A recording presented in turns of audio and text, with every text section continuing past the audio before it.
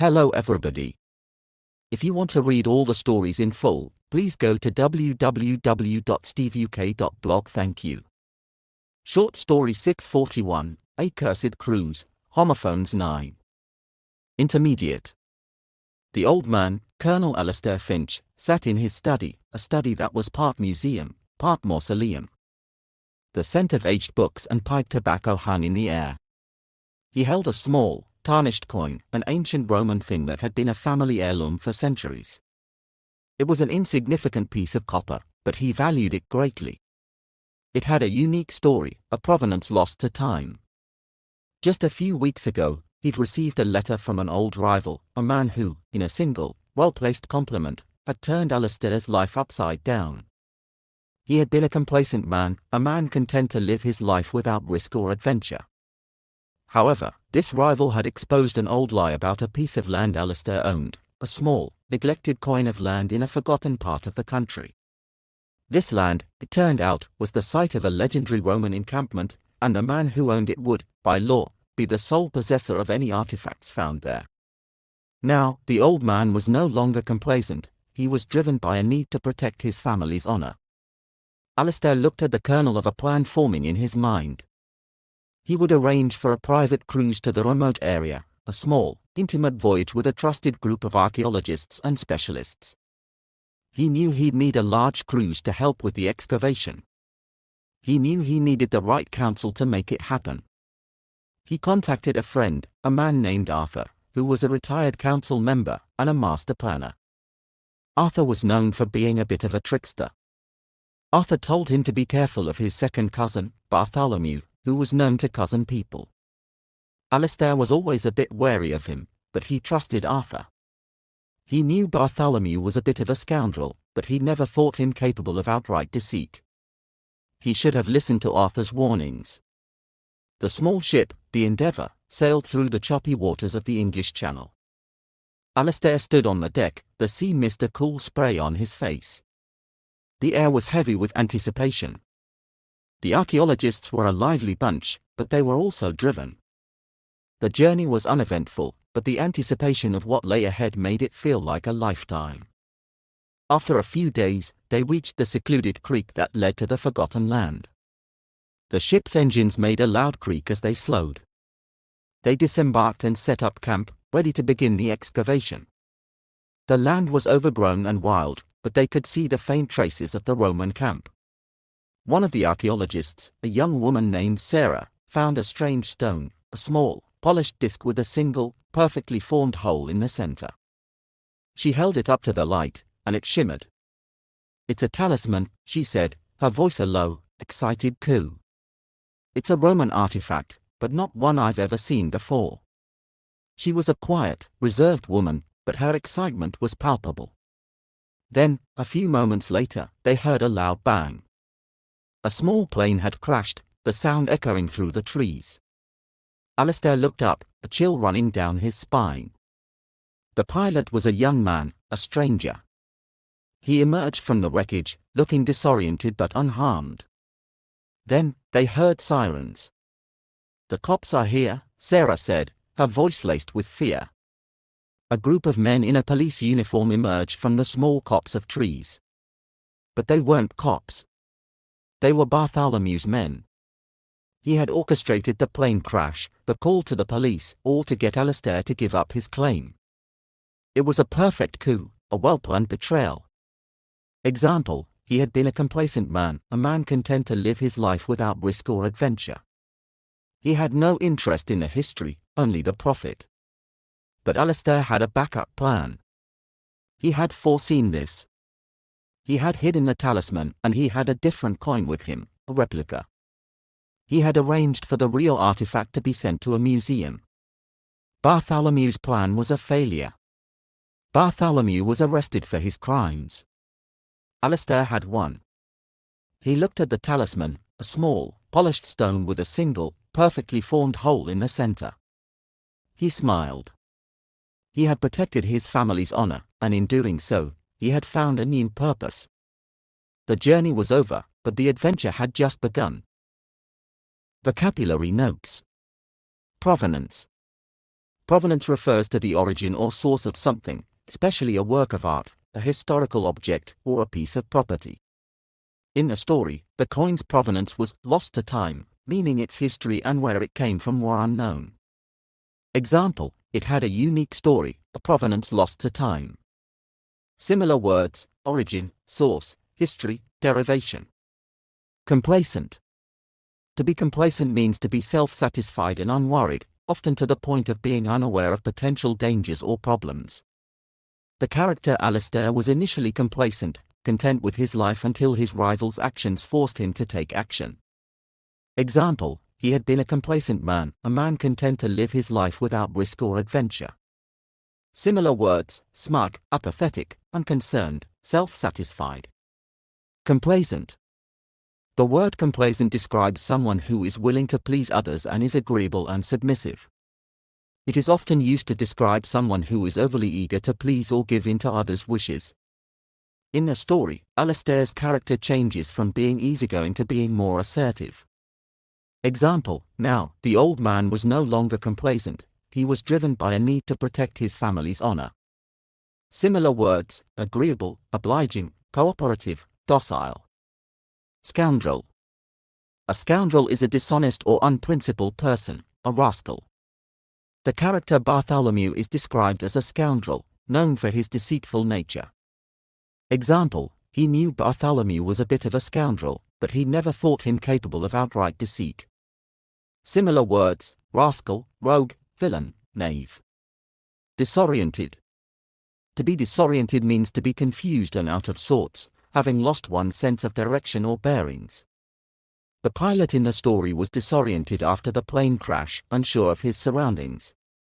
Example, he emerged from the wreckage, looking disoriented but unharmed. Similar words, confused, bewildered, lost, dazed. Story written by Gemini AI. Image created by Gemini AI. To read all the stories in full, please go to www.steveuk.blog. Thank you. All right, today we're jumping into a story where just one single misheard word could cost a fortune and maybe even a life. It's a really cool tale about strategy, betrayal, and, believe it or not, the hidden power of language. Wow, what an opening line, right? It just immediately pulls you into the world of Colonel Alistair Finch. You can almost smell the old books and feel the weight of all that history packed into one room. It's the perfect, quiet stage for the absolute chaos that's about to unfold. So let's meet our main guy, Colonel Finch. He's living this quiet, predictable life, and his most prized possession is this ancient Roman coin. But as you're about to see, that quiet life is going to get very, very loud, all because of this one little object. Okay, so there's this word, provenance. It's basically the verified history of an object, who's owned it, where it's been. It's like its resume. But the Colonel's coin, it had no provenance, and that made it vulnerable. An old rival jumped on this, claiming the coin was tied to some legendary land, and just like that, the Colonel's entire world was under threat. Now, before this whole mess started, the Colonel was the very definition of complacent. You know, just totally self-satisfied, not worried about a thing outside his little bubble. He was perfectly happy doing his thing, completely unaware of the storm that was brewing just over the horizon. But see, that challenge? It completely shattered his complacency. All of a sudden, he was no longer complacent. He wasn't trying to be agreeable or eager to please anymore. No way. With his family's honor on the line, being passive was over. It was time to fight back. Okay, so with his honor on the line, Colonel Finch switches gears. He goes from being this passive collector to a full-blown strategist. He starts putting a plan together where every single word is going to be absolutely critical. Now, to get his plan rolling, he didn't form a council, a whole group of people. No, he needed counsel, that's expert advice, from his friend Arthur. And what do you know? Arthur just happened to be a retired council member. Talk about the perfect guy for the job. And his strategy? It was super precise. First step, get that expert counsel. Second, hire specialized crews to do the digging. Third, set up a secret cruise to get to this remote spot. And the final goal, secure the land and his family's honor. And get this, the whole thing really depended on two words that sound almost exactly alike. He needed multiple crews with an E, these teams of experts, for the actual dig. And to get them all there, he chartered a private cruise with a UI. But Arthur's advice came with a pretty serious warning. Turns out, the colonel's own cousin, a guy named Bartholomew, was a known scoundrel. Just a dishonest, untrustworthy guy. And this little warning, it was a major hint that the real threat might be a lot closer than the colonel thought. All right, so here we go. We're at the destination. The plan is in full swing. The team is on the ground. But this is exactly where the story takes a sharp, totally unexpected turn, and it's where words get even more tricky. So, picture this.